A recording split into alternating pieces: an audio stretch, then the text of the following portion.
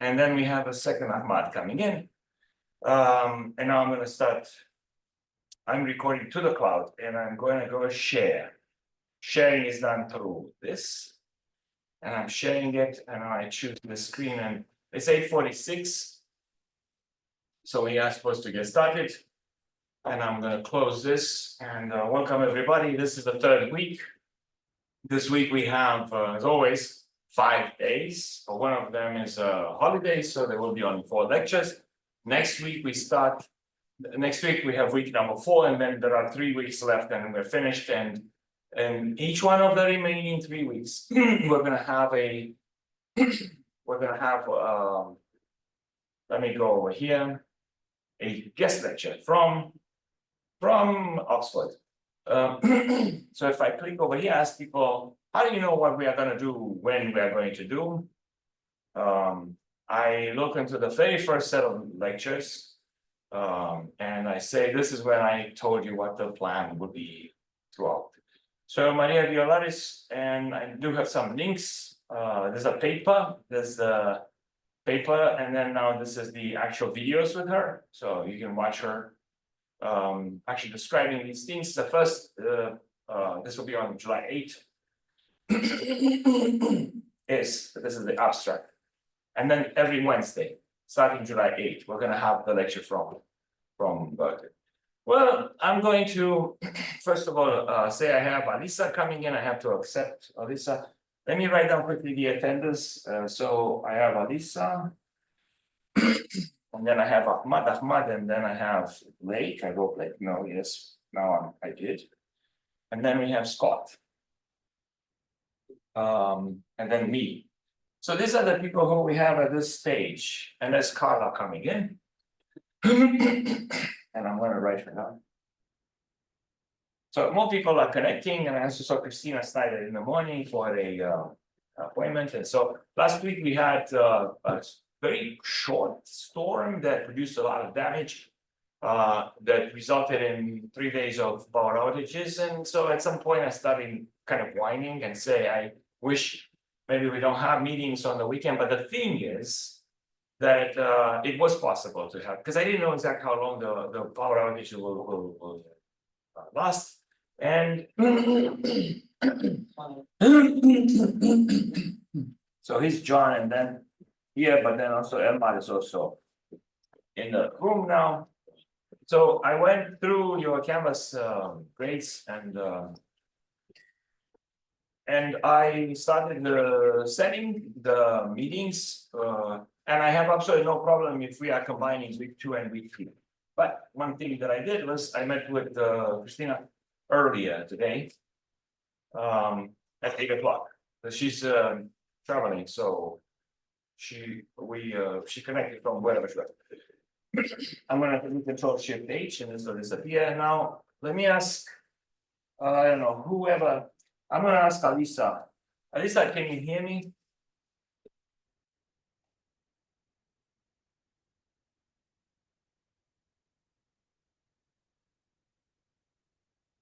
Let me see. I see Alisa and she has a microphone, but it's muted. So I would like to make sure that people can hear me. So, oh, she said yes in the chat. I can hear you. That's totally fine. Okay, then if I can hear you. Perfect, thank you so much. It was hard for me to find the chat to say that you did in fact say yes. So you were one of 2 people that had meetings on Friday. One of them was Carla. I missed her because I put another meeting. And then I emailed you, or I put your comment in the Canvas and I said, let's not meet today. So my question is, when do you think, since I basically missed your Friday meeting too, when do you think you might meet this week? Just curious.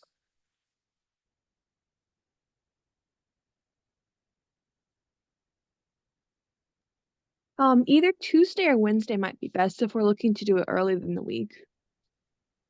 Okay, so I wrote down Tuesday or Wednesday for you, and then I'll follow up on email. So this was really mainly just to say hello and confirm that people can hear me. And anybody has any questions, please use the chat or speak up and we will hear you. And now that's how we have. We have 8 participants online.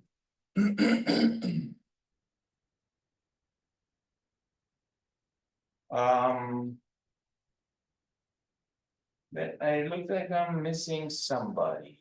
I show up twice.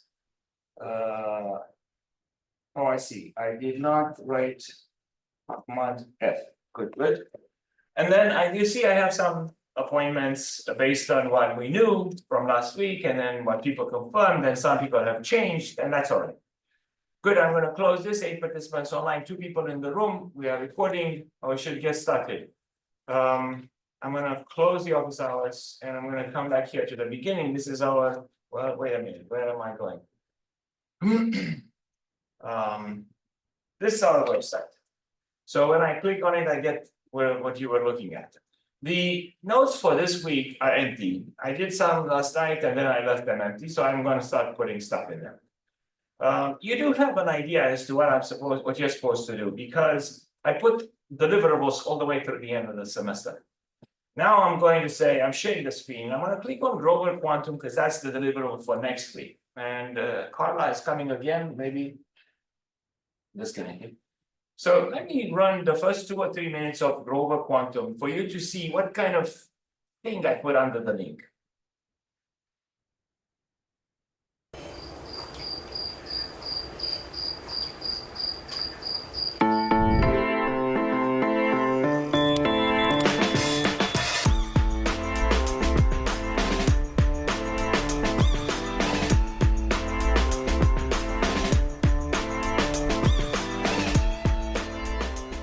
Hey everyone, welcome back to Coding with Qiskit. I'm your host, Jin. In this series, we cover topics in quantum algorithms each week, so be sure to like and subscribe. Today, we're going to be talking about one of the most well-known ways a quantum computer can outperform a classical computer, using the second most famous quantum algorithm, Grover's algorithm. Before we get into that, let's talk about what a quantum algorithm is and what advantages they provide over classical algorithms. A quantum algorithm is a set of instructions that's run on a quantum computer that takes advantages of the quantum properties of superposition, entanglement, and interference. A classical algorithm is run on your laptop at home, which uses binary logic. So I stopped this and I said, this is it. This is Grover's algorithm. And essentially, if you say, well, I want to know what I'm going to have to turn in next week. Hey, look at that video. That's a 20-minute video. Basically, you can, in principle, just do what he does and have the notebook and submit it. But we are going to do it together anyway, okay? And then I have some games that we can play to get an idea as to how powerful Grover is. And that's somewhere, let me show you where. I hope I posted it here. So this is something that we might play as early as this week for you to get an idea of how Grover algorithms speed up everything. All right, so you have that, but this week you are supposed to do Deutsch. By the way, Deutsch from Oxford, and Maria is working with him on constructor theory. So What's New is trying to keep up with this. And I posted a link to a book, which is available if you want to spend money, like this, but you can also download a free PDF. That's just the rule. And I don't know who would not choose, but when you have to do this, then you have to say, this is my email, and download as guest. How about that? Huh? Boom. So forget, you can download, yes, send me email, sure, I accept, continue. And here's the book. So it wasn't that hard, right? It always feels like, oh man, I have to do something, I have to create an account and whatnot. So I'm gonna come back here, come on, and say, this guy's can't see it. Open it inside, move it on the desktop and come over here and say, this is the book. You say, well, it doesn't look like a book in the beginning, true, but then it turns into a book. So these people who signed up as authors are very important, and they define the field. And what do we have here? We have University of Chicago and Chicago Quantum Exchange. We have Zapata. We have Stanford, and we have IonQ. We have Google, but no longer with Google anymore. We have Institute of Quantum Computation at Waterloo. We have Microsoft over here at Christos More, and then we have MIT, and then we have Vazirani. So these are the people who basically came in to discuss in 2019 what exactly is going on with quantum computation. Where are we? What are the perspectives? And you look over who did what, and you'll see that this book is in fact very conservative. It describes all the things that we knew at that time, which wasn't that far along behind, I mean, in the back, in the past, but with a careful, skeptical point of view. Let's not get carried away by the hype. That's what happens throughout. And yet, so that's not, right? So, and yet, as I say, the reason I'm sharing this book with you, first of all, is it's a model of moderate perspectives on a very dynamic field. But at the same time, I presented to you the first significant case of quantum advantage last week. And I said it breaks one of the theses of classical computing. And if you say, well, I don't know that thesis, and where else does it say that Bernstein-Vazirani is breaking that? And I say for you, just for your own sake, look through this book and just search for Church-Turing thesis. And you can see very quickly that Bernstein and Vazirani showed in '93 that quantum computers could violate the extended Church-Turing thesis, and in 1994, Peter Shor did something else.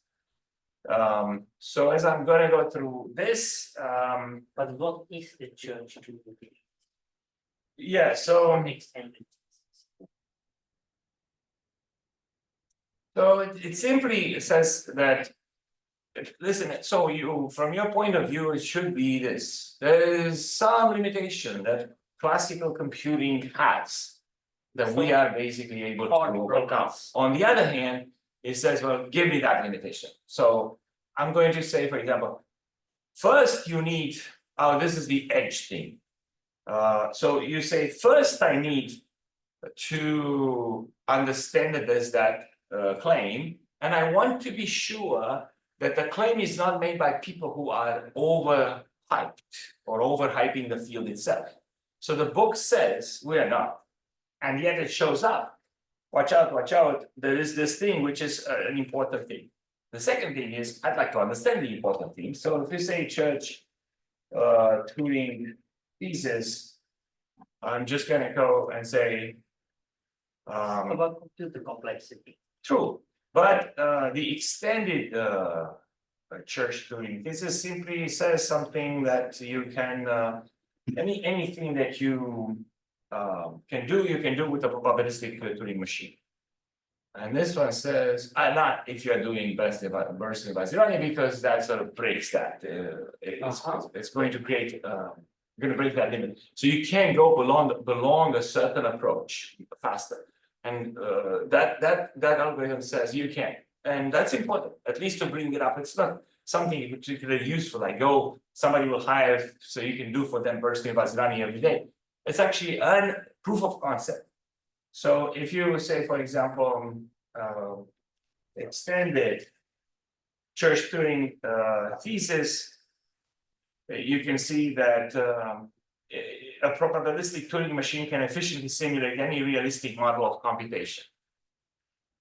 Well, that's no longer true if you consider quantum computation. That's the idea. So just to be clear that it says over here that the extended Church-Turing thesis is not due to Church or Turing, it's just due to computer scientists looking at the original Church-Turing, which is not broken yet, and saying we could have a second thesis based on theirs that we call extended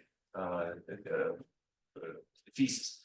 And as I said, the most important thing is for you to understand that there is some aspect of complexity which is basically broken by quantum computation. Now, if you say, I want to know this in detail, the question is, what does this tell you? A probabilistic Turing machine can efficiently simulate any realistic model of computation. We would now have to talk about what is a Turing machine and what is a probabilistic Turing machine. And then does that convince you, or does that give you enough information? And that would be debatable, because we would have to discuss classical complexity theory. Not bad, but not what we need to do. So I'm just warning you that there are these theses, and one is not broken, the other one is where is the edge? Right here. And I said, just look for church Turing thesis in this book to see to the extent of the claims. So I'm going to close this, and that's a book that I posted. It's free, and don't forget it's free. And that's posted for today. All right, now the more important thing that So just maybe to come back. The point is the extended is a probabilistic Turing machine and the non-extended is a non-probabilistic. I never said anything about non-extended one. But you might be right. So let's go with church Turing thesis. So you said I'd like to understand the thesis. So I have to look it maybe myself, but yeah. so first of all, it's a statement about computable functions. And now it states that a function on the natural numbers can be calculated by an effective method only if and only if it's computable by a Turing machine. So establishes the Turing machines as the model of computation. And nobody cares about using Turing machines because they are kind of boring. But hey, our Misty state formalism is kind of a Turing machine because it's a rewriting system. So clearly, Turing came up with Turing machine and Church came up with lambda calculus, and they worked together back in like 1920s, 1930s. At about the same time, quantum mechanics was sort of restarted. They didn't do any kind of quantum computation, but their work here in the United States, Turing was from England, basically established, number one, the model of classical computation, Turing, and with the first thesis that says, that's it. You can't do better than this. This is the model of computation. I know it's boring and it's an infinite cape and you saw, but there are some really nice visualizations of Turing machines. And by the way, Deutsch is the one who came up with the formalism for a quantum Turing machine. So if I were to say quantum Turing machine, of course, that's where you would like to go first, right? Turing machine, make it quantum. And this is an abstract machine used to model the effects of a quantum computer. Now we owe this to Deutsch, but there are a bunch of people who created, wrote down. So a 1985 article written by David Deutsch further developed the idea by suggesting that this. So who exactly? Maybe Paul Benioff was before Deutsch in 80 and 82, and then in 85 the paper by Deutsch. So maybe I can't say that Deutsch came up with a quantum Turing machine, but maybe it's close. And instead, we should credit Paul Benioff. So given this, I think it's important to consider issues of complexity with respect to classical and quantum computation. Lambda calculus is an extremely powerful and successful model of classical computation. We do not have a quantum lambda calculus. Actually, we have like 4. And they are kind of inconsistent. So people are still working. I think Peter Selinger in Canada is actually working like the most successful, as far as I know. What do I know? Like, right? So you have to keep up with these results. And if you say, well, do that and report to us next week, then I'm going to have to do that. And then I'm going to give you some different data. But just off the top of my head, Peter Selinger in Canada, Ruiz University or something, is the person that I think has made the biggest strides in this area. So we don't have a quantum lambda calculus, but we do have the quantum circuit model, and then we do have a model of quantum Turing machine. And clearly people are working on this, trying to understand complexities. Relationships between this. So let me just go. I don't know if I'm going to be able to do it. So 6C 2020 undergraduates quantum, because almost somebody in our department has been working on this for, I don't know, let's say 30 years. And so if I go over here, you can read about him. And then if you go into the program that we had back then, I'm going to say that the first thing that we had was, first we had Will Oliver from MIT. This was a really nice event. We were also very lucky. It was pre-symposium. So lucky for everybody, 60 decided to keep the conference, even though Microsoft had already quarantined themselves in Seattle. And APS March meeting was canceled and so on. And so people were coming. We were there a day before. We had this with really nice guests. And when we finished, I started in the morning, finished at 6 p.m. And when we finished, the governor said, that's it. We really can't allow meetings with more than 50 people. And so it was, for us, incredible because we were leaving knowing that this has been done and recorded and everything else. And then everybody else was coming and they were being told the conference is not gonna be held anymore. And we were the only ones. So we did have Will Oliver, and then we had this, which I would like to read to you a little bit, because it's how Amr decided that this would be the best way to introduce the conflict that drives the research. So he says, let's start by, that's him plus Gerardo, who is the scientific director of the IU Quantum Science and Engineering Center. And their talk basically had the following abstract. Let's start by situating quantum computing and its importance by explaining how it came about. Okay, now the embarrassing dilemma, this is the thing why people bring up these theses, is as follows. Aronson described it. It can be shown that only two of the following three statements can be true. Textbook quantum mechanics is correct. Okay, so maybe this is true, but sounds true, right? I mean, else, if it's not good, then why are we teaching it? There does not exist an efficient classical factoring algorithm, which is in fact what we think, because Shor will break it. And the extended Church-Turing thesis that probabilistic Turing machines can efficiently simulate any physically realizable model of computation is correct. So there is a proof that only two of these statements are true. Which one is false? Now we know it's C, right? But then people were saying, but if it is C, that's a big thing, right? And this is why we keep mentioning that, because these three topics, these three ABC that I just mentioned, they all three look true. And therefore there's some, I guess, tension between them. Because they were all three believed to be true. Then that's not possible. Only two of them are true. We know how to prove that, but we don't know which one is false. Turns out that with our point in this class was that C, the extended Church-Turing thesis, is broken by quantum computation. That's what we tried to say last week. All right, so we did this before and we sort of emphasized this, and then Aronson made it a big deal out of it before that. And the book that you saw includes references, so you should know about this, and that's it. Now I'm going to show something else. For example, I could show the diagnostic quiz, and I should say, don't forget the diagnostic quiz, please. But I'm going to go to this video. That's a convention we'll follow in the series, and it's also the convention that's used in Qiskit. So for this particular circuit right here, we're thinking about it as acting on a pair of qubits x, y. X comes first because it's on the bottom, and Y comes last, or second in this case, because it's on the top. The way you can think about this visually, in case it helps, is to imagine rotating the circuit clockwise so that the inputs are on the top and the outputs are on the bottom.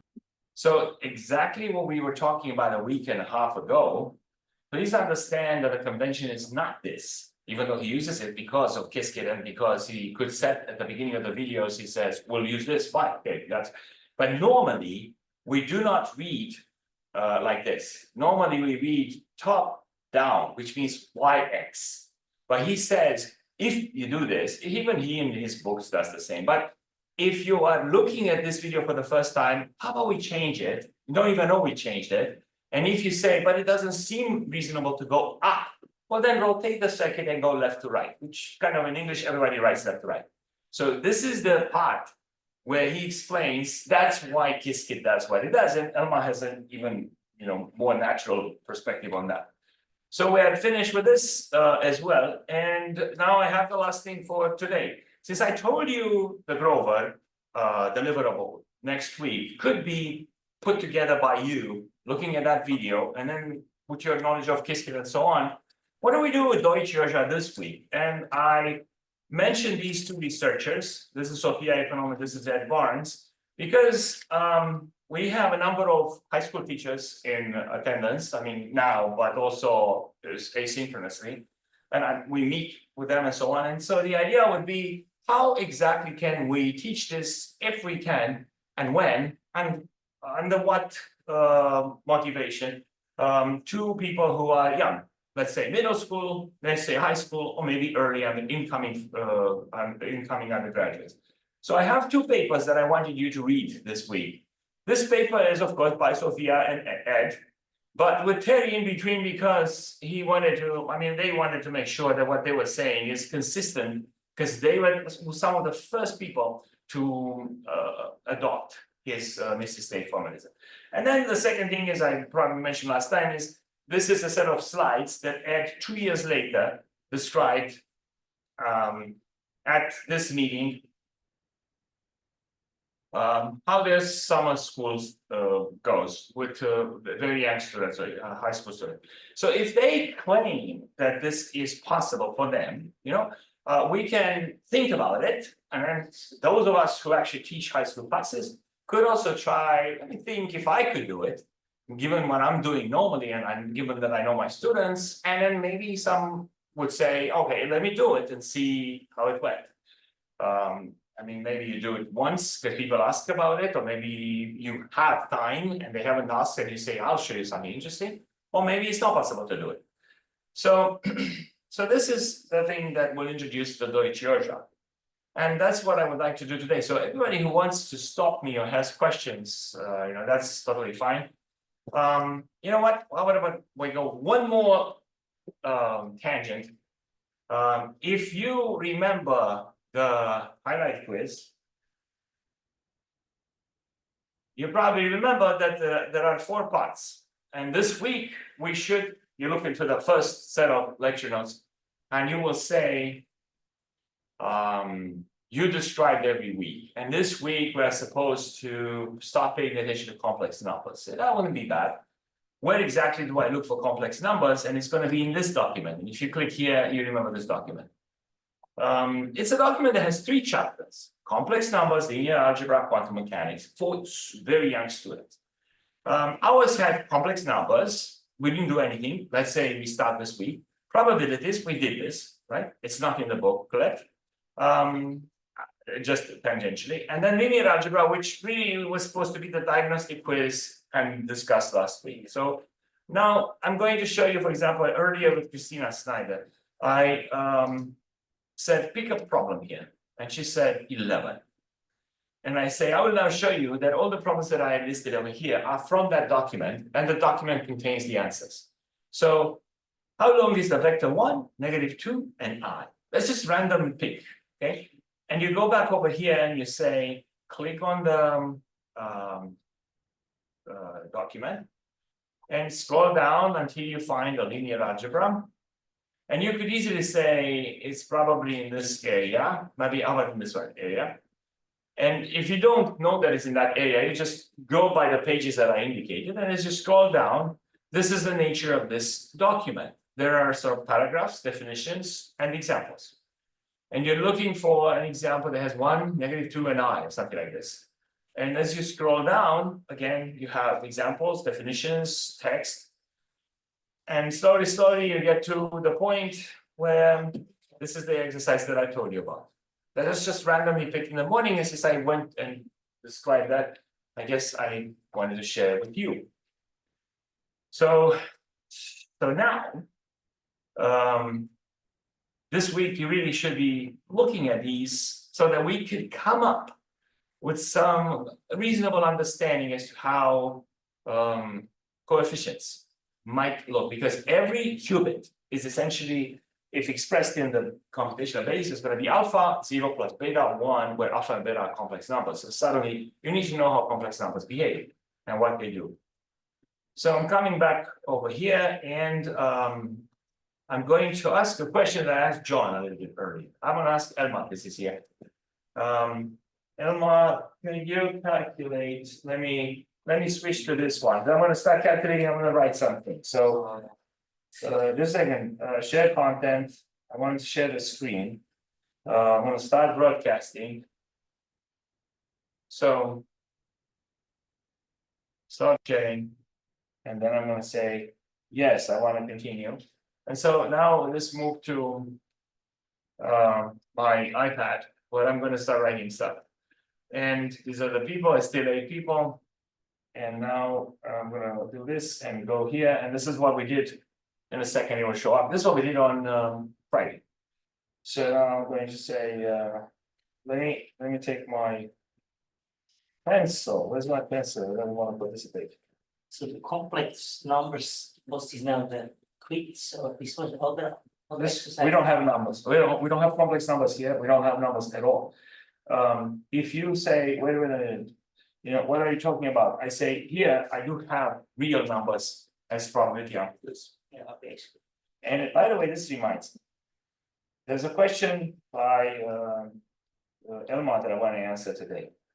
But because it's fundamental, but first thing that I would like to do, I'm not sure exactly how I should make this big or small, doesn't matter anymore now. So let's see. Come on, iPad. iPad is in eraser mode. I need my pencil. It's at 18%. Is that good? Yeah, the iPad is messed up. It's just busy like doing something. I don't want the participants. How do I get the video? Some nice. How do I get a video to disappear? Oh, like this. Come on. There you go. I have the thing. Except it went back to, so, oh, but it's 10% now. So, okay, back to eraser. Let me erase this. And I have to choose some sort of meaningful 25%. That's not bad. I can see it fine so far. Ready? Mm-hmm. Great. Like this. In a second. So the question, still make it 57. Okay, so I'm good. I would like, you remember how I is equal to square root of -1? All right, I would like you to tell me, anybody, how do you calculate I to the power of I? This is one question. And the second question is going to be, if somebody gives me this state, how do I justify the formula that we have used already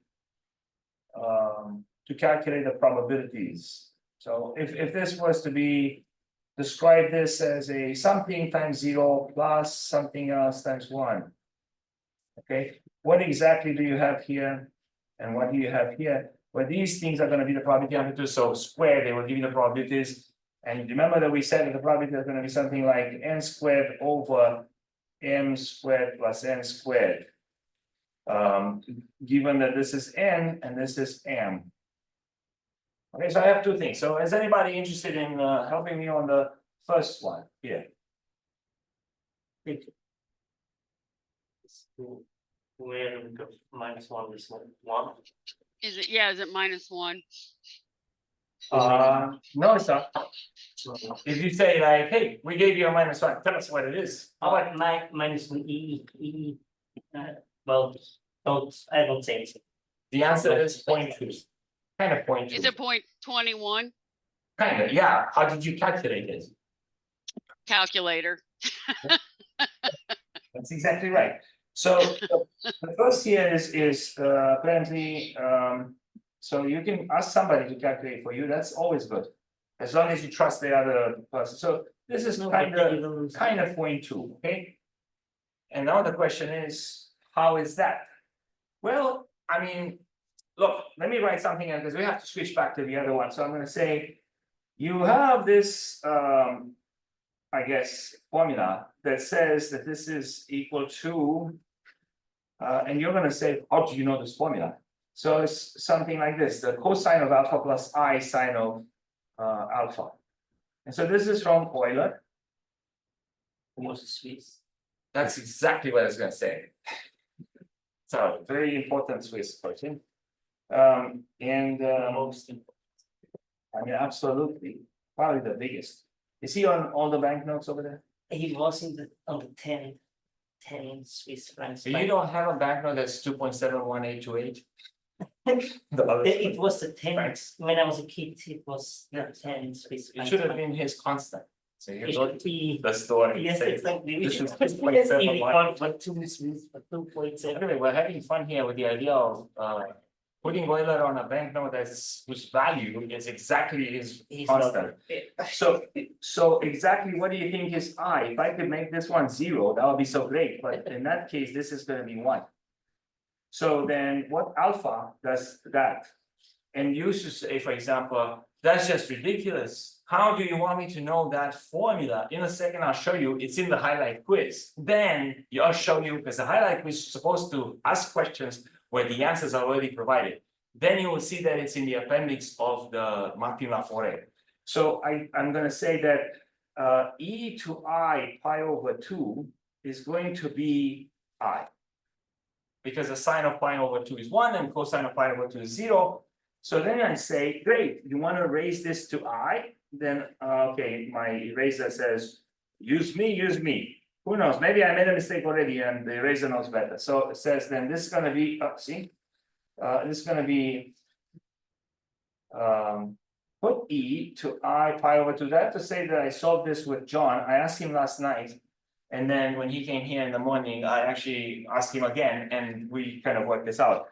So using this formula, you're gonna get, this is e to I times pi over 2 times I, which suddenly simplifies the exponent. It's gonna be e to negative pi over 2, which is going to be 1 over e to pi over 2. And this is where we do the approximation. It's gonna be 1 over, how about 2/7 to the power of 314 divided by 2. It's 1.7, let's say 1.65 or something. And that is easy to calculate, right? I mean, it's not as hard, it doesn't make so much nonsense. I mean, it makes more sense than working with the same thing with -1. So this is all because of Leo, I guess. I don't know how to, but Euler, yeah. And that formula which appears in the highlights quiz. Great, and now I'm going to explain the other part. The other part goes like this. I'm going to erase this because we have it, it's in the video, and if anybody wants to do it, then I guess. But you see how in the beginning this kind of feels a little bit prohibitive. How do you think about I, and then how do you raise it to I? But unfortunately, calculators, right? Okay, this guy is thinking now. And now I'm going to say the following to you. Look at the, while my eraser is shaping up, I'm going to say, I hope you realize that when I have a situation like this, and I chose this, but I could choose others.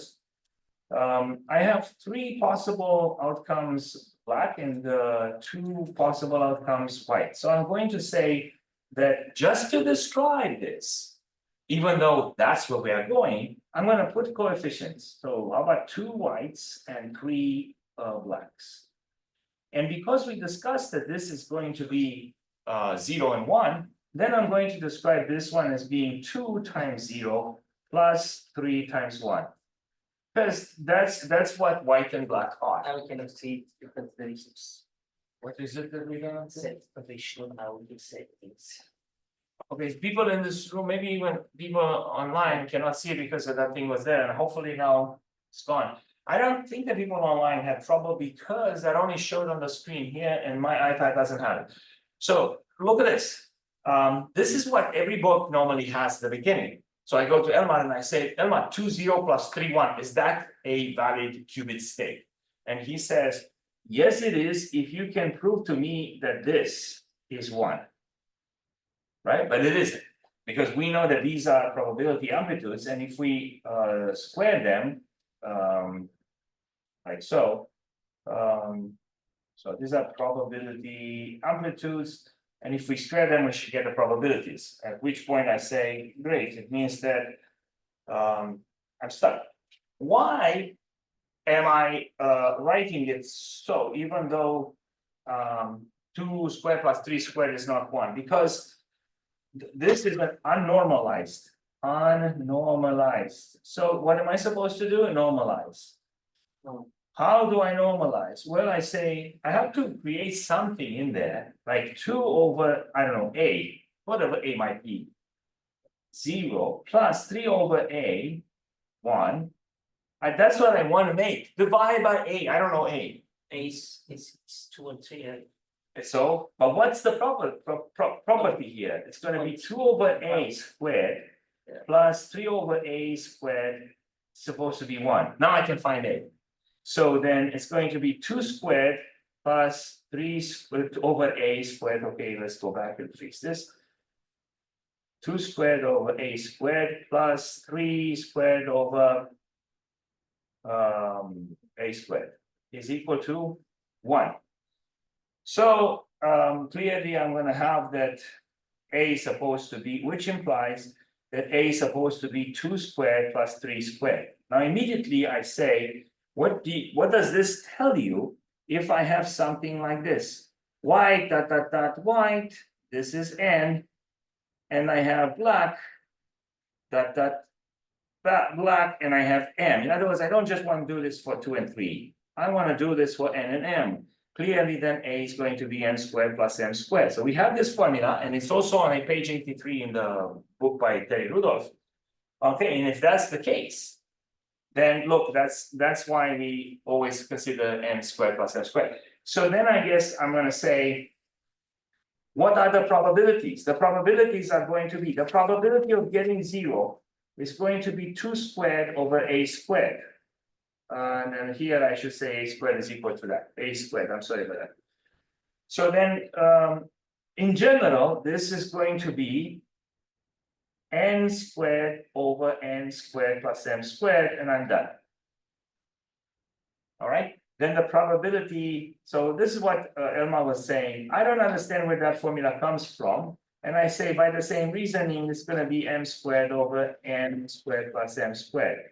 So this guy here is in fact equal to square root of n squared over n squared plus m squared, 0, plus the square root of m squared over n squared plus m squared, 1. So this is how we normalize, and this is why we have page 84, 3. That's an 8, and this is 3, and Q is 4 quantum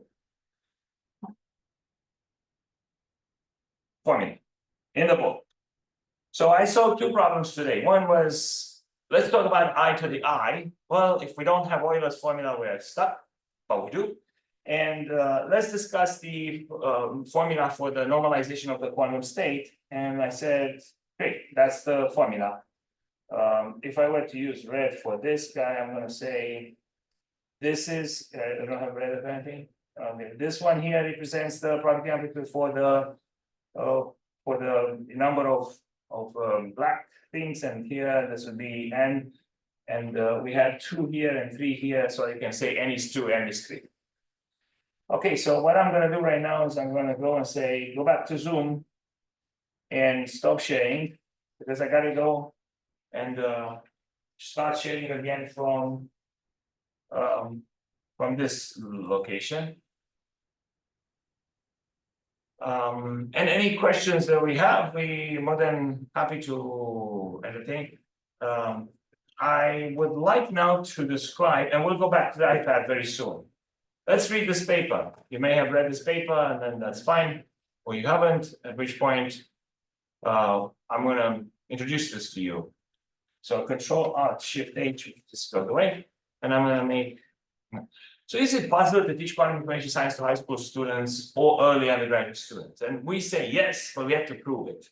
So another thing that I want to say is that there's a European physics journal that's very well regarded that is looking for papers, EBJ, quantum technology. So that's good enough. All right, and it has, they changed the due date, not this one, but let's click on this. They have quantum education, and this now they changed the deadline several times. but now the deadline is October 31st. So I have a paper that I want to submit, written with my colleagues from the CS 2023 curriculum guideline. But they made some changes as they kept pushing the deadline because they clearly don't have enough papers. They have papers, but they're not having papers of the right kind. So my paper is along the lines of the Kubica saying this is what's happening based on system from Terry Rudolph. At some point, you have a break-even point, and that's important, and people can use this in high school or middle school. But what they say is every article must have some initial results of an empirical evaluation. So what I'm going to do is this. I'm going to, I know these two people, but I have not talked to them yet about this particular paper. They have a lot of work to do.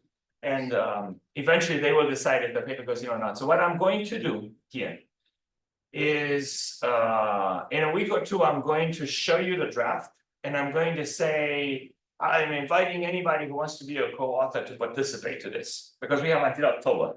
And if you are interested, then, okay, you will be a co-author, and then let's see how we can make the case that whatever you learn in this class, in fact, could be effectively used in a classroom in high school to actually make a difference, to explain something to people in such a way that they will understand. So you can say that the video that you saw in the beginning by Terry Rudolph, that was clearly something you could explain even to a middle school student. And then we have to discuss our approach to this class and the fact that we are in fact thinking of putting together a faculty learning community for high school teachers in the state of Indiana that will be self-sustained. I mean, we have to get funding, and then we have to produce more books. And then every person who participates in this faculty learning community should get professional development credit for that. That's the basic goal. And I think in 2 years, if we can do this, then in 2 years, probably the quantum topics will appear on the curriculum on high school. If we think that's valuable, again, right now in the United States, only 2 states have that. Unlike, say, Canada or UK or Europe, Ohio and Texas. Texas, because of Dr. Karen Jo Massler. Let me show you Quantum for All. This is her organization. And she's a physics person, and therefore this is the organization, and that's what they do with high school students, teachers, high school teachers, but it's physics, mainly quantum mechanics. And so physics, high school, Texas, this topic, the topic quantum is in fact on the curriculum. In Ohio, it's under computation. All right, so I'm going to go over here and I'm going to say Deutsch came up with an algorithm that was, again, like Bernstein Vazirani, a proof of concept. It was messy, everybody liked it, but it was messy. So Georgia, who was a student of Deutsch, came and cleaned it up. And not only Georgia, other people too. And you can read about this if you want, I can show you where. So when we read this paper, what we would like to do is to understand how this that they describe is in fact Deutsch Georgia. And then also we would like to see how we can be convinced about how things work and then provide an implementation. So just to be clear from the beginning, if I go to Kubica, which I may or may not be able to get to, but I am, in the table of contents, I showed you Grover in IBM Qiskit. And I had that here, okay? This is the Oracle. And then we'll explain what that means. But that's Growitz next week. And now I'm going to go back to Deutsch Georgia. And I do want you to consider looking at their paper and my stuff to see which one helps you push forward more. I wanted you to read these papers on your own. So I'm doing what I can to catch up with connect to the past and tell you about the future. Let me see what I can show you about the future. Because I said I to the I, and then complex numbers. So look, complex numbers over here, probabilities, then linear algebra, which we're already kind of done, and quantum mechanics at the end, prove Euler's formula, the one that I used earlier, right? How can you prove it? And of course, don't forget that the reason I'm asking these questions is because the answers are already provided. So you click here, and now you go back in this document. What is the table of contents? At the very end, there's an appendix, proof of Euler's theorem. Okay, so the theorem is short, right? But a little bit frightening. And It's at least here, and if they were to say, are you giving me that as a, interview question or as a homework question, or are you going to put it on a written exam? I mean, who knows what the class might be, right? And in my view, if you sort of understand the basic steps that are needed, just the basic steps, and tell me the words, that's more than enough for me. Because specifically, if you know where this is located, and if you know it, I know the answer, and I believe it because I looked over the proof, but I really cannot reproduce it unless I look it up and I can explain. So that's the idea about that. That helped us with the I to the I. So when I come back over here, I'm going to click on Deutsche. So the chapter 9 in my Kubica thing is going to describe. I am sharing the screen, right? Yes, I am. And Yes, so you are. Thank you so much. So this thing is describing my understanding, our understanding of this paper. This paper may have too much stuff inside. But we should go to the paper to make sure that you understand what they're trying to do. So they talk about how they introduce things, and they are very descriptive about it. We then talk about Bohr and talk about this, and how about waves, and there are some references. And as you go through this, he says, or they say, this example is due to Ed Barnes mainly, but Sophia is fundamental in all this. So, so what formalism are they using to describe things to high school students? Exactly the same one that we are using. All right. So is this a friendly formalism? You say, for me at this point, it would make me feel good to realize that what I read is something I have understood already. Like, do you remember how in the beginning, this is a NOT gate? So some people were confused. Why is a plus a NOT? Because the plus is really the symbol for NOT. And in fact, I'm going to show you if we go on the what's new. It's not exclamation mark. No, the gate. I say matrices for quantum gates. So look, X is X is the NOT gate, but this is also a symbol for NOT gate. Okay, and that's why we use a plus here, because this is a control NOT, because NOT is like this, right? So yeah, you can get confused about the various notations, but slowly it starts to fall into places, and everything is good. Here's the original problem that they described in the video with Terry. Terry described with Hadamard gates, and then more things from the book show up. This is a swap gate, also from the book. This is another example of several gates together, which I believe we also sort of seen in the book. So this describes, so Q is for quantum. This is the acronym for the book. And then they discuss how you have to be careful to tell them that this is in fact the real formalism, but we're trying to avoid introducing syntax that will intimidate them if they haven't done any kind of linear algebra yet. We have seen this picture before, and now the Misty state is being introduced. This is a superposition of 0 and 1. This is a position of 0 and -1. Here's what happens when you put a superposition into H. And I also want to show something that I wanted to show a while ago and I couldn't, but now I'm going to show it to you. When I ask you, please do this or do that, you're more than welcome to do it or not do it, depending on how you want. And if you click on the students, I told you that someone actually did do something very nice. And I'm going to show it to you because last time I looked for it, I said, where's the picture? Well, that was my problem. Look into the notebook that she submitted for the first week. And I know it loads a little bit slower, but she put everything in here. And at the end, there's an example of how to do the example. So this is a picture of what she wrote on paper. You could put this in the notebook in Google Colab, or you can put it separately as a separate picture. And that's totally fine, you know? I write on the iPad, before that on paper too. And so this is very good submission. That's easier for us. I will show you how to do it in LaTeX if you want. Once I share the draft of the paper with you for the EPJ, This is basically a superposition comes into H, and we asked to describe this, and we said a set inside a set is basically a set union, and you have white, black, negative black with black cancel each other, and then you're left with white in a cloud, but it's the only one, two whites, that becomes one, and then that becomes just white. So you've seen this before. Now, for people like students that have not seen this before, their approach back then is just like 4 years ago. Let's have rules for mists.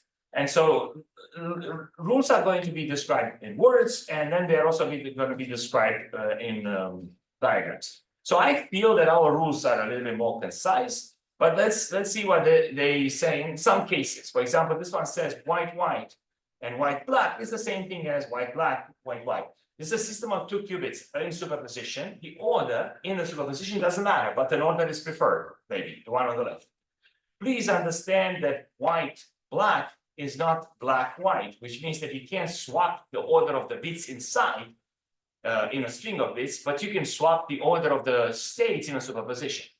Understand that phase is going to contribute with the destructive interference, and therefore when you're left with white inside or something inside a cloud, then you can just say it's that. If you have white, black, that means you have something that appears n times and m times, and now you have a factor k, which in this case is 2. Then you have 2 whites and 2 blacks. It's the same thing as 1 white, 1 black. I think the qubits that we described this, and there are other rules, okay? And I say at this point, you guys are really good at this, okay? So he also describes what we have done before. If I want to take a state of this, state is of 2 qubits, but it's a superposition, and I want to apply to a 2-qubit gate, then I have to take this state and transform it, and then this state and transform it. This is our rule that says that the not applied to a superposition is the superposition of not, a control not, applied to the states. We've done this, and essentially what I'm trying to tell you here is that everything in here is consistent with ours, but you may still find it's a little bit different because their syntax may be slightly different. So this, I believe, is a very simple system that requires practice. Once you practice, you're going to recognize it everywhere. And if you don't practice enough, maybe there won't be enough recognition quickly.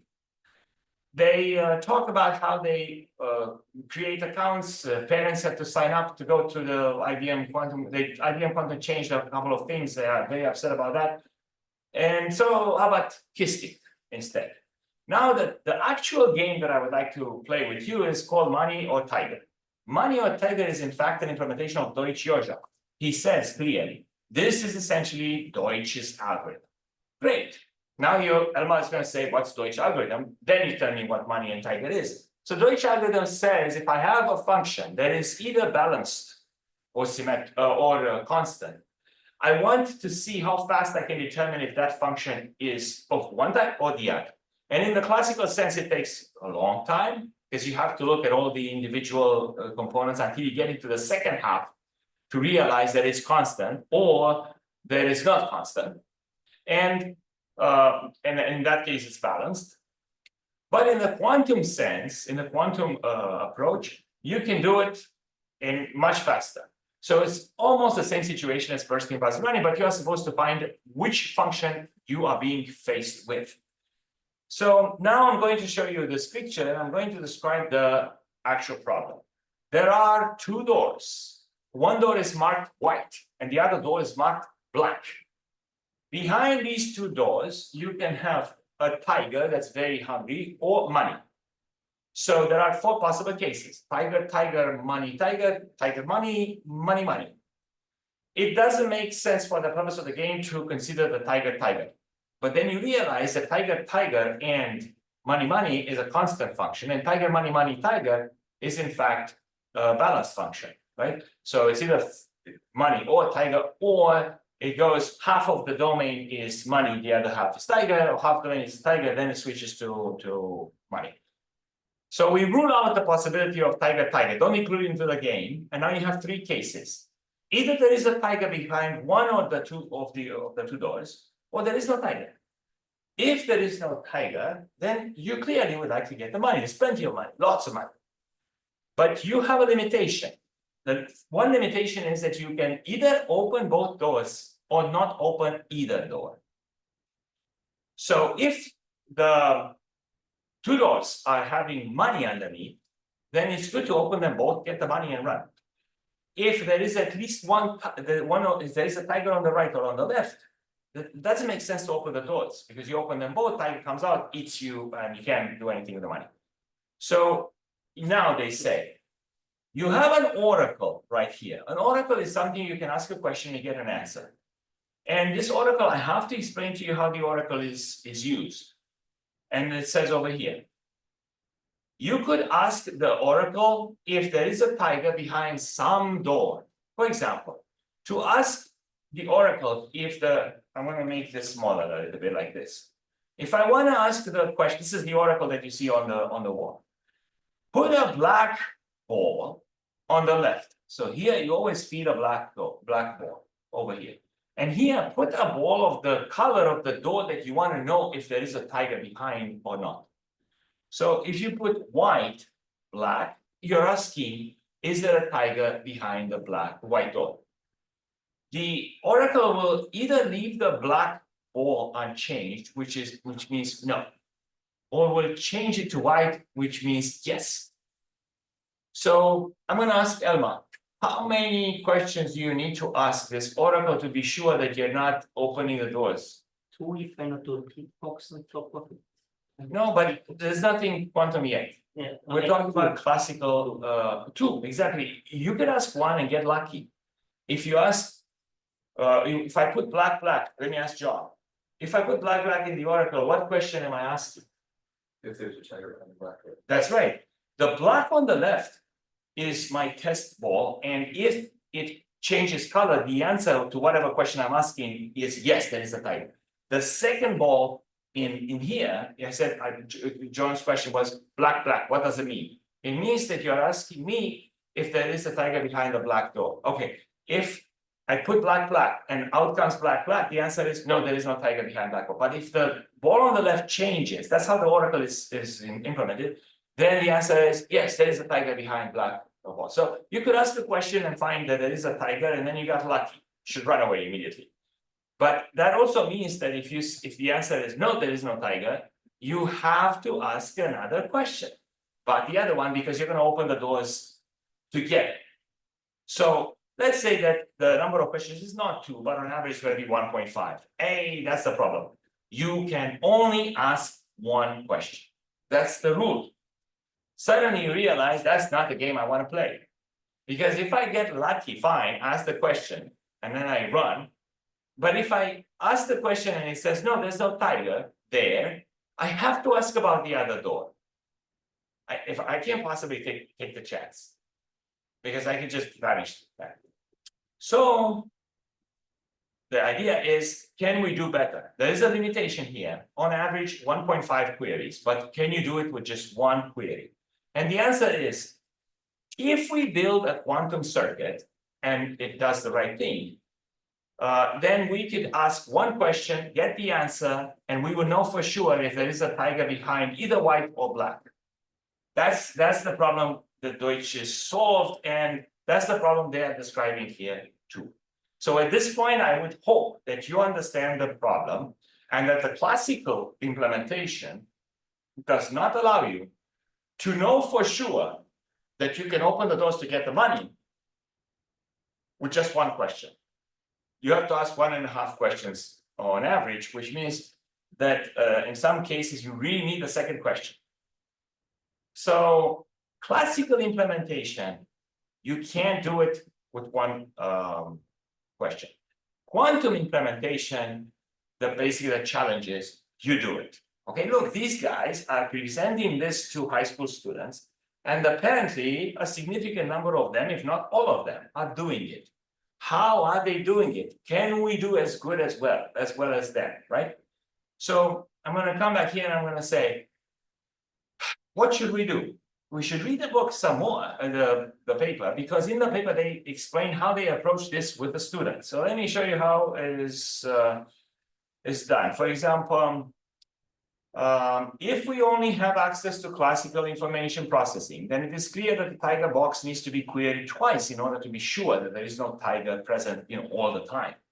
You would have to use it once for each of the 2 doors to be completely sure always. The point of this game is to show that quantum mechanics allows us to determine whether or not there is a tiger behind either one of the doors with 100% certainty while using that box only once. Okay, so very important thing. If you have a classical oracle, there is no way to do what they just said. The oracle must be quantum. That's one thing. Second, there must be additional circuitry, like Elmar told us, there must be some Hadamard gates in there that will allow us to take advantage of the oracle. So your challenge is to create a circuit that basically shows you how with one quantum circuit, that with one having just X, control X and H, no other gates are necessary. You can use more than one H, but these are the gates that you can use. Such that if you ask your thing one question, you immediately get the answer, you're safe. There's no tiger at all. Or there is a tiger, I can't tell you where, but there's a tiger, don't open the doors. So after explaining, you could just say, wait a minute, let's see what they do in their workshop. And then let's see if we can come up with something based on what they are telling their students. So after explaining the rules, because you already have the answer here in my booklet. So last night, I forgot who was asking, why are there 3 cases here? That was a question. The 3 cases represent the 3 situations that you could have. If the situation here is that there's money, but no tiger, then there is one oracle that should tell you, when you ask the questions, that white doesn't have a tiger, black doesn't have a tiger. Now, if the tiger happens to be, that's one case though. So if the tiger happens to be on the black door, then the oracle is different. It's an oracle that says, tiger under white door? No. Tiger under black door? Yes. That's a different oracle. All right, so that would be a different circuit. And finally, if the tiger is under the white door, you will say for the oracle, tiger under white door? Yes. Tiger under black door? No. So there are three different oracles, 3 different oracles. And when you go and take the test, they choose one of these situations. They put the right oracle, and you have to do it in one try. Right? So then what we have is, this is a situation with no tiger at all. This is a tiger behind white door, and this tiger behind black door. Your goal is to create 3 quantum circuits for the 3 possible cases. And then when you present it to somebody, you choose one of these 3. They have no idea which one it is. Then they should use it according to the rules of the solution. And that's explained over here. So we want to explain, and this is one of the 3. And that's really what we want to do. We would like to understand the 3 cases. In the process of doing this, I don't want to rush. First, I want to make sure that you understand the game. Second, I want you to know what is needed in a quantum case and how they present this to their students. And third, I want you to have some kind, like a day, with Qubits booklet if you want, to see how you would approach it. So I'm coming back here and I'm going to say, after explaining the rules to the students, we then break down the game into 2 steps. And you might decide, as I did when I first read this is in 2022, the first time we offered this class, and I said, read this, implement it. And they couldn't do it. So I said, why can't you do it? And then I started doing it, and I realized that some things were missing. So then I started explaining how, and we got that chapter out of it. So you too might say, thank you for this. I mean, clearly it's a good idea, but the paper is actually missing some details, which of course they didn't want to publish so that their students wouldn't just look up the answer and then move on. So we first point out that there are 3 possibilities for what is behind the doors. We already discussed this. These are shown in figure 12. Figure 12 is right here. There's a tiger here, not exciting to run into that guy. Tiger over here, and then no tiger whatsoever. And then they say, the students are asked to find circuits that have the same rules as the tiger box in each case. So this is the first goal. Could you tell me how to implement with quantum gates the oracles for no tiger, tiger on the left, tiger on the right? That's the question. And in fact, I'm going to come back over here and I'm going to say, if you just want to look at the answer, these are the answers, right? These are the oracles. Here are the 3 oracles and how they function. All right, let's go to Elmar and ask, do you think that this is in fact clear that it is the oracle for no tiger? Or do you say, I don't understand? In my opinion, it's clear. All right, and we should always assume that it's not and then explain as if nobody understands. So we are doing a public service. So here's why Elmar says this is clear. If there is no tiger, remember that at least I'm explaining my own diagram, right? Yeah, I put a black on the left always, like there are two planes here. Because the first plane, which has the door qubit, I can put a black, out comes this black. Then I know there's no tiger behind the black door. Then if I put a white, no. If I put a black on the door qubit, it will always come out as black. But if it was a tiger under the black door, in this plane, red, right? This one here would come white. But it doesn't. So black door does not have a tiger. So let me ask John, do you think that the plane in the back with blue is clear that the white door doesn't have a tiger either? Yeah, so we say put a black and see if it changes. Yes, but what's the question? The question is white. Is it under the white door? So white comes out white and doesn't change this. We always have black door, white door, they come out exactly as they are. In fact, you can see in all three cases, if you put a black door, out comes black, white, these guys do not change. They're the control, in this case, you realize that it might be a control knot somewhere. So what happens to the test qubit? If it changes, given a particular input, that's the door with the tiger. So now I'm going to go to John and I'm going to say, if this here in the middle is true, would you say that this is clear that it represents the implementation of an oracle with tiger behind white door? And if so, could you sort of explain how that goes? Or ask questions? Yeah, I think it makes sense because you want the white input to choose, like when you're choosing the white door, you want that to be the control for the control knot, so you have to put a knot in front of the control knot. So that's correct. His point is, if I put a black here, which is my test qubit, and this is the question about the white door comes unchanged, but I want the test qubit to change, which means, watch out, under the white door, I have a tiger. If I put a black as my test qubit, and then I ask about the black door, I want my circuit to produce nothing. Likewise, the change here in the test qubit should be on the test qubit for the question black door. If I put white door and I put a test qubit, out comes the test qubit without any change and the white stays white. So without any description as to how these oracles behave, just describing the inputs and outputs, hopefully I convinced you that these are in fact the constraints for the oracles that we are looking for.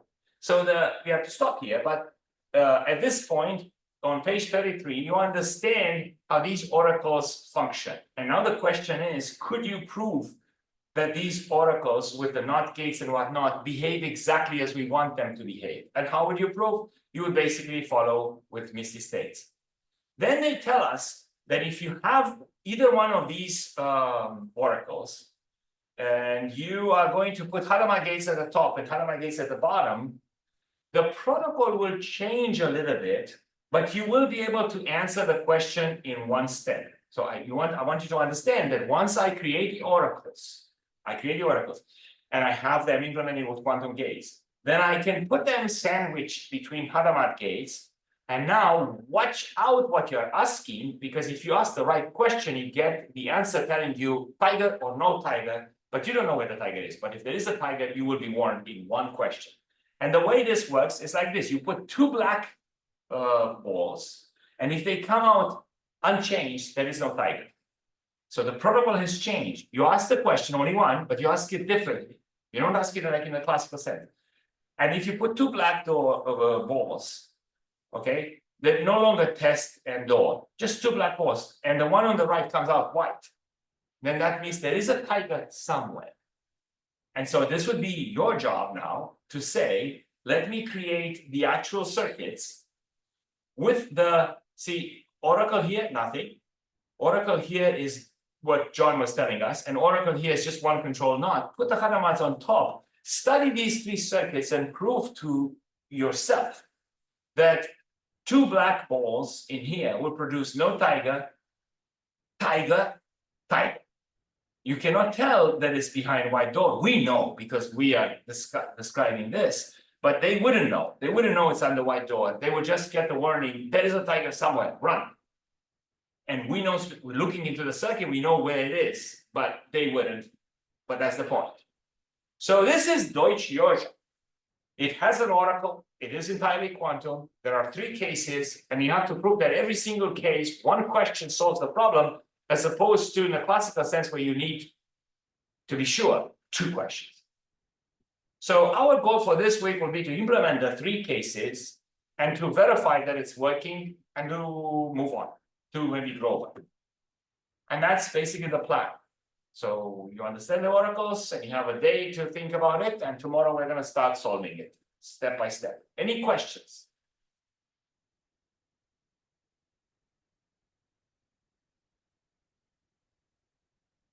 So I guess there are no questions. Thank you so much.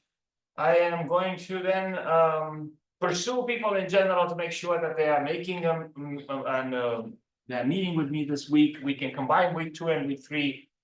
And if you have questions, please let me know. Chat says, thank you. Thank you very much, Jack. I guess I'll see you at 11. Very good. Here's the video. I'm going to stop sharing. This is us. We see Elmar over here. We see John over here. This is me. Thank you once again for your patience. I will see you tomorrow. If I don't see you in Zoom for office hours, in between now and then. All right. So thank you once again. I'm going to stop recording and I'm going to cancel, disconnect. So I have an off the question. Yeah. So one is tiger and money is what the Archimedes is. Wait a minute, I'm not saying. Archimedes. Archimedes In the is booklet is more or less tiger and Deutsche Jurja. That's your Yeah. I do have something to, I'll keep it in the video because you are here. Okay, let me show you something. I'll put it in the video. But I have a here accepted question. But I'll show you. Somebody from the University of Chicago did do Archimedes in her course here. Yeah, I don't know what this guy is like. Hang on, control alt shift page. So if you want to read that, the problem. No, you don't have to. Okay, but I'm saying if you say what should I read, I say read the example with money or tiger. Like you say, but what about Archimedes? Right? I like the book, but I have a question because he said we don't know behind which, and he That's the same thing. he nicely He doesn't. describes what it does, right? And these are Which one is fake? These are the door, right? Yes. Yeah, Yeah, exactly.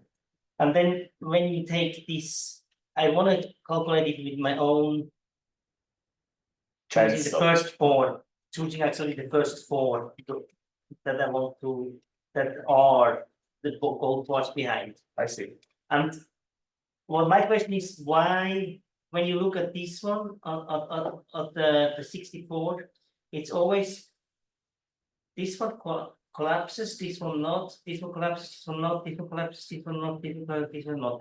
I want to know if this is way because how he chooses the gate, because this one tells him not which one was the gate or which one is really the Okay, so part. yeah, the question is how are they canceling each other? So Yes, exactly. but I think that's a property of the Deutsche Jurja. So I have the same thing in Grover, and I described it here, 3 oracles, 4 oracles here.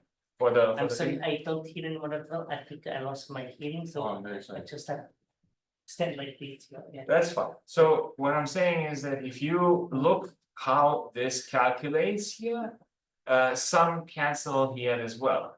Yeah. Okay, and I cannot predict in advance. These are the things that I had before that will disappear, and that's the answer. Okay, so in Grover, I also have canceling like that. Yeah. But I cannot predict which one, and I believe that old pattern that you know this is in fact a property of Deutsche Jurja.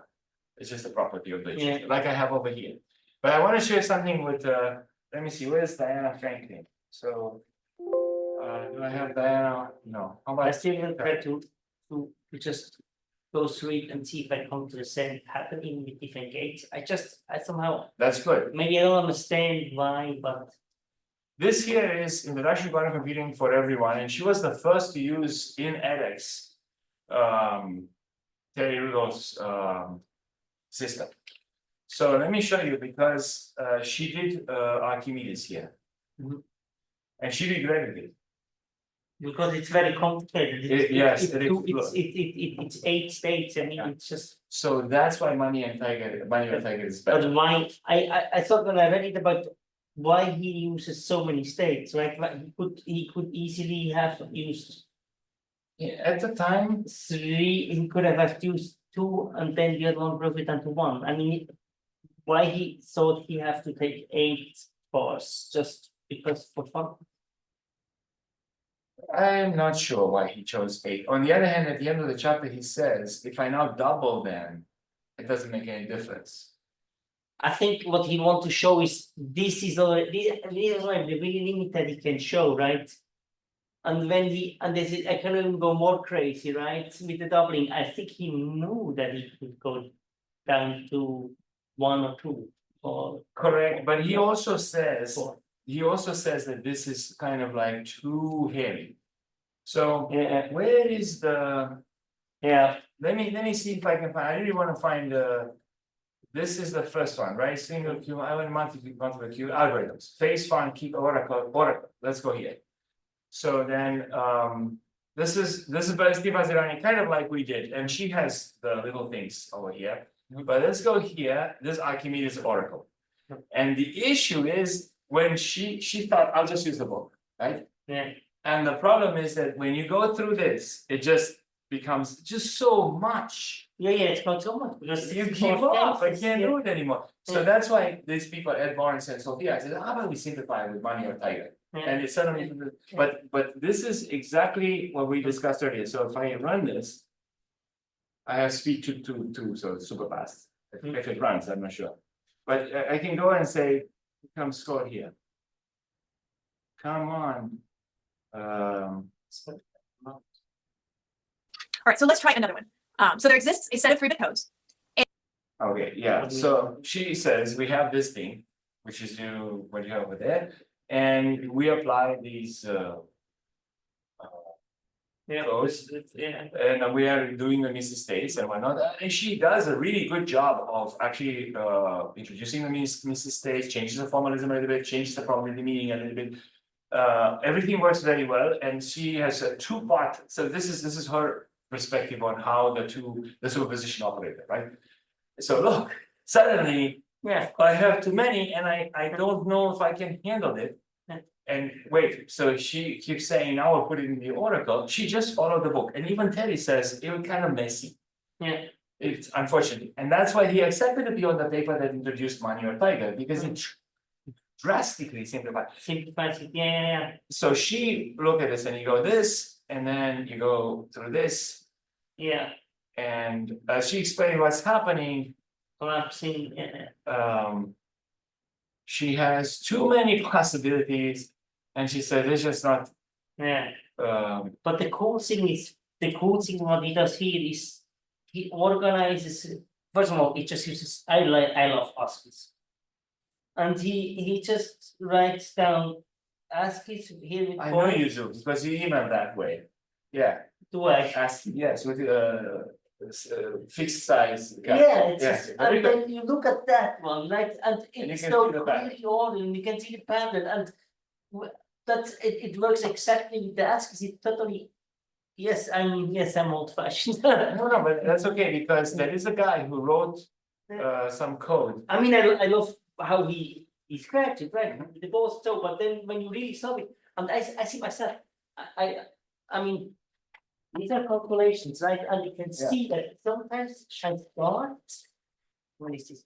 Sometimes I start with balls and then I turn it to ones and zeros, and I do it on the fly, That's nice, yes. So I But so the first thing when I thought about balls, and then everybody did right the plug and then the ball again. Back. So we just because somehow That's good. I think in the ball and I think in the white and black and I think in the one and zeros. Mhm. Yeah. So I like the balls because I can put them in a matrix too. But clearly, if I had no opportunity to do white and circle and black circles, I would actually do W and B. Yeah. Absolutely, because it's I can keep them in order. Yeah. So this is her problem, see, if I try to follow the book and she gave up. Well, that's because she was before at Barnes, before. Yeah. But up to here, she did really well. Yeah. She has the face kickback properly done, except she doesn't demonstrate it. She says, you can check. Check, it's okay. And so it's fine, I check. But ours is like, pretend I'm super smart. I can see that I need to add and subtract two But you and then turn combine. it. You know, but I really did that backwards. Yeah. And also, it's okay, let's be super smart again. I am super smart on Tuesday, Monday, Tuesday, what? And then I mess up You know everything. what I mean? It's okay to go backwards if you want to know the solution, right? And see. Correct. And I can say, look, I did it backwards. You guys can do that too. But in principle, there could be a person, very young person, Yeah, that can see that. yeah, And why not look for yeah, that person? yeah.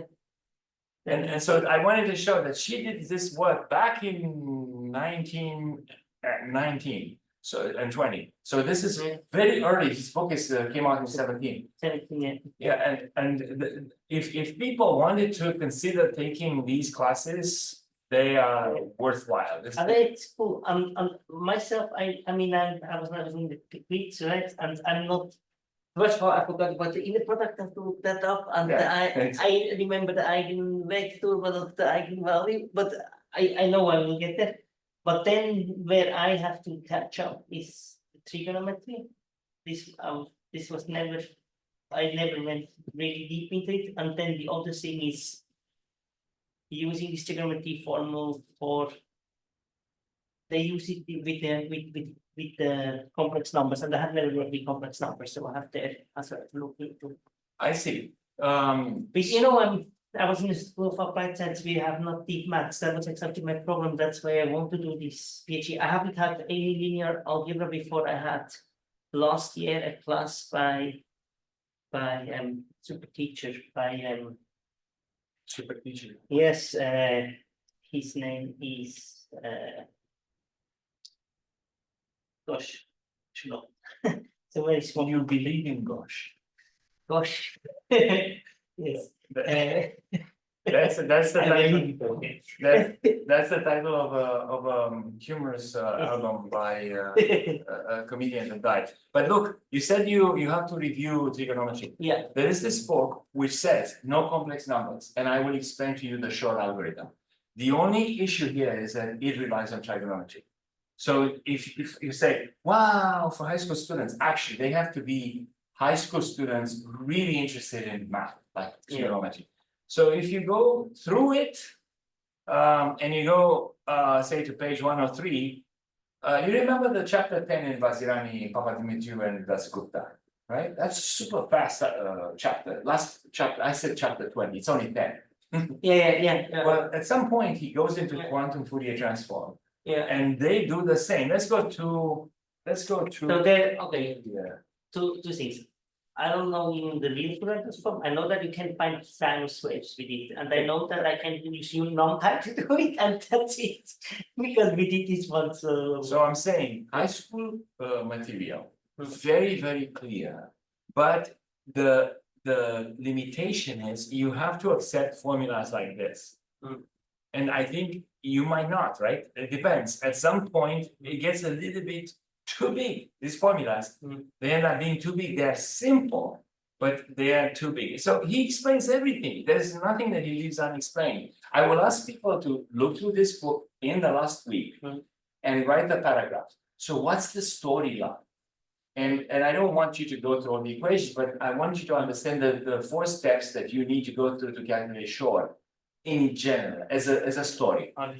So you can read this, but then, trigonometry for sure. I think I can catch up first because I know when we were in the linear algebra class by Artful is his name.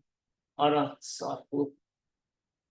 I was already there working with unit circle, and I know that I looked, I mean. Have you? everyone's- What? That guy, Artful, I don't know. Artful is it's super, he's in graph theory.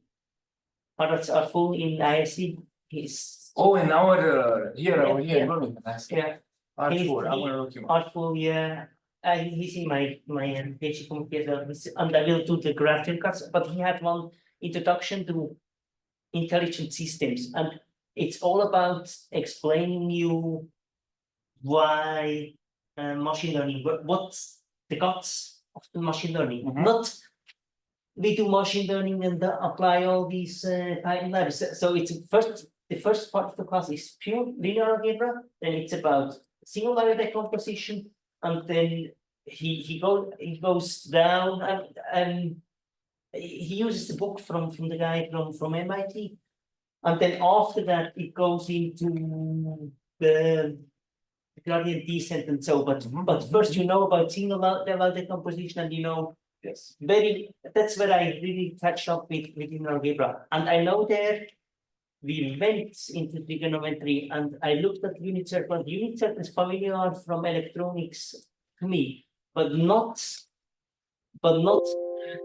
the angles, but there I understood it, so I have to go back to there to understand it again, and then I go the second time over it, and then it will become more familiar. It's just that I'm not was exposed enough to that yet. Correct.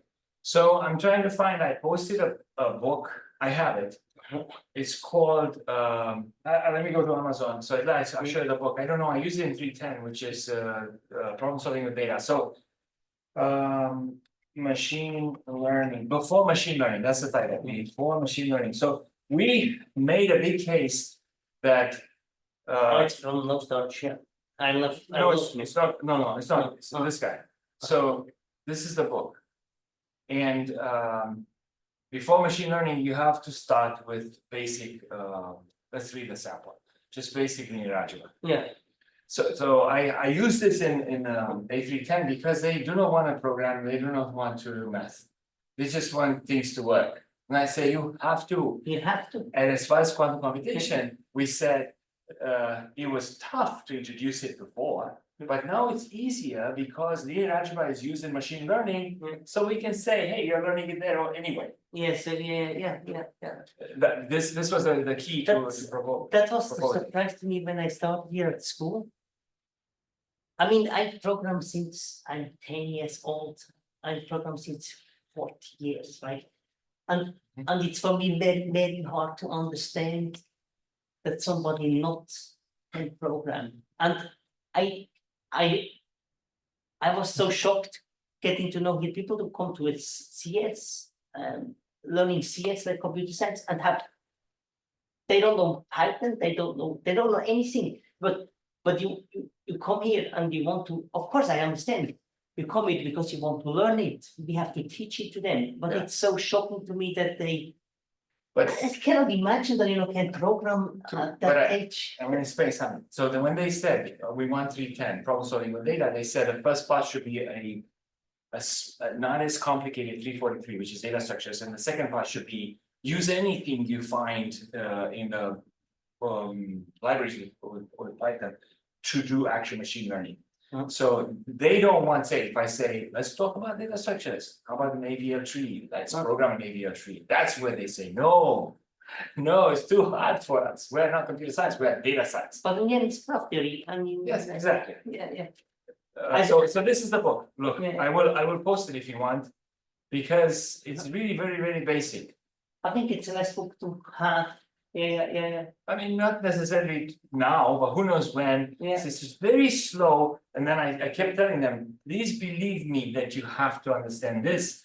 But you guys want something simple, this is simple. This is simple, yeah. Yeah. Do you know, what's the guy from MIT who did linear algebra? It's very famous, Strong. Strong. And he had in the end this last book, maybe he had another book now out because he was working on, but there was data, something that's from Strong with data, and this was the one that we used, and this is more or less starting by linear algebra and goes into. So the first time around, I had it here listed, So look at this, linear algebra theory, intuition code. And then this is the one that you step showed by me now. step, step by step. And I didn't put his book. So I think it's Gilbert Strong. Gilbert's long, yeah. Yeah, and just very well. This is a super teacher. This is a super teacher. He stopped, yeah, I mean, this was the first one who I was following his classes.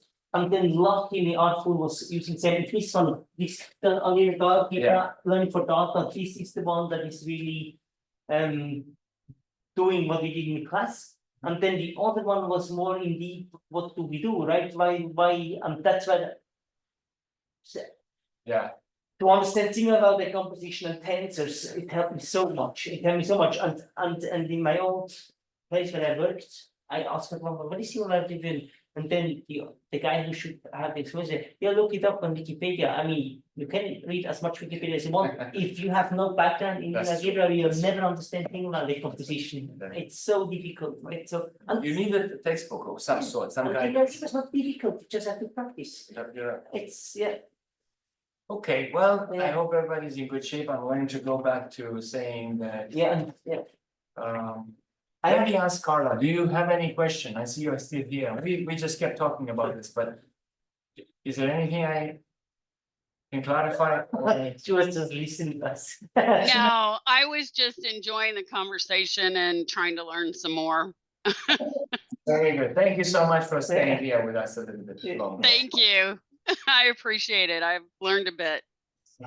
Well, have a good day. We're gonna stop sharing and then. Okay, you too. Bye-bye. Have a good day. Chat. Right, yes, thank you once again. I didn't know that you still. Yes, and now I'm gonna go and say, stop recording. Hey, this was excellent.